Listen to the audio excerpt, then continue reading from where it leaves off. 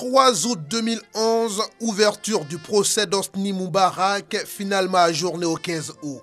L'ex-président égyptien Hosni Moubarak et ses fils, Alaa et Gamal, accusés de s'être mis d'accord avec l'ex-ministre de l'Intérieur Habib El Adly pour le meurtre prémédité de près de 850 manifestants anti-régime et de corruption plaidés non coupables, mercredi 3 juillet devant le tribunal pénal du Caire.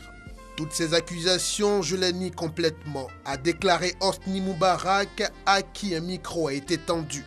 Couché sur une civière dans le box des accusés après une brève interruption d'audience, le président du tribunal, Ahmed Refat, a ajourné le procès au 15 août, ordonnant que l'ancien homme fort malade soit en attendant admis dans un hôpital près du Caire. Le procès de l'ex-ministre de l'Intérieur Habib El Adly et ses 6 hauts responsables de la police a lui été ajourné à jeudi 4 août. Le procès est diffusé en direct à la télévision publique. Devant le tribunal, des centaines de personnes, dont des familles de victimes, suivaient avec attention et en silence le procès sur écran géant. L'audience se déroule sous forte protection policière et militaire dans l'enceinte de l'école de police, dans la banlieue du Caire, pour des raisons de sécurité. Plus d'1 millier de policiers et de soldats ont été déployés pour assurer la sécurité de l'école de police. Des barbelés ont été placés devant le bâtiment. Une dizaine de bus de police anti-émeute en gardaient l'entrée. Avant l'arrivée des accusés, plusieurs dizaines de partisans de l'ancien président se sont heurtés à ses opposants. Des pierres ont été lancées de part et d'autre avant que la police n'intervienne et n'installe un cordon entre les deux camps.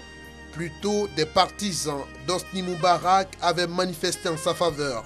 Un peu plus tôt dans la matinée, Hosni Moubarak a quitté à bord d'une ambulance l'hôpital Sharm el-Cheikh où il était en détention préventive depuis avril à la suite de problèmes cardiaques. Des manifestants avaient alors appelé à son exécution.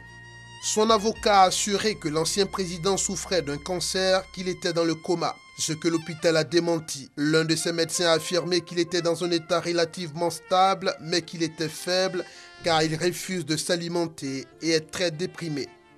L'ancien président égyptien Hosni Moubarak a une nouvelle fois démenti son implication dans le meurtre des manifestants lors du soulèvement de 2011 qui a mis fin à 30 années de pouvoir. Il s'est exprimé lors d'un ultime procès qui s'est ouvert jeudi.